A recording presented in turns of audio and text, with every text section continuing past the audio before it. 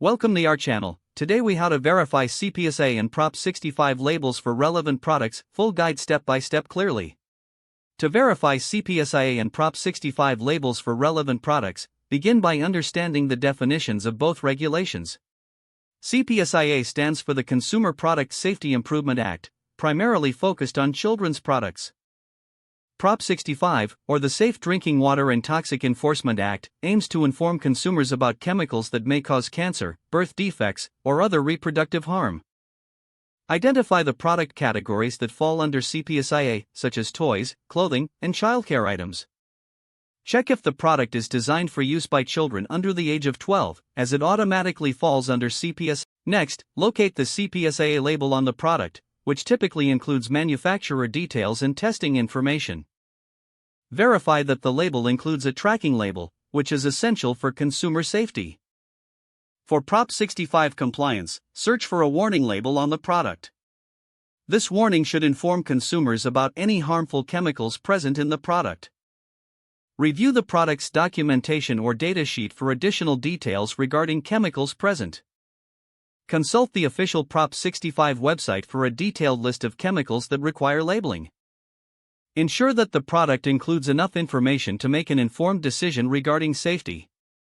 If a product lacks the necessary CPSIA or Prop 65 labels, it's essential to reach out to the manufacturer for clarification.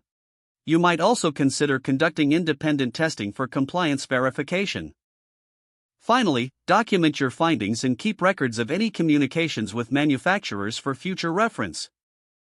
Following these steps will help ensure your products meet CPSIA and Prop 65 requirements effectively. If the page does not load, refresh the browser or try again in a private or incognito window. Make sure you are using the correct email address, then retype it carefully to avoid small typos. If your password is not accepted, use the reset option and create a new strong password you can remember.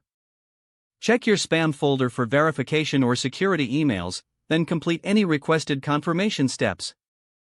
Enable two-factor authentication if available to improve account security and reduce unauthorized access risk.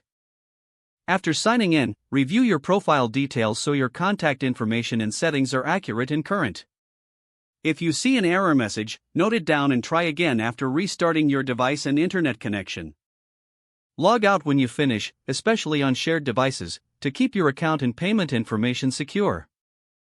If the page does not load, refresh the browser or try again in a private or incognito window. Make sure you are using the correct email address, then retype it carefully to avoid small typos. If your password is not accepted, use the reset option and create a new strong password you can remember. Check your spam folder for verification or security emails, then complete any requested confirmation steps. Don't forget to like this video and subscribe to our channel for more step-by-step tech guides.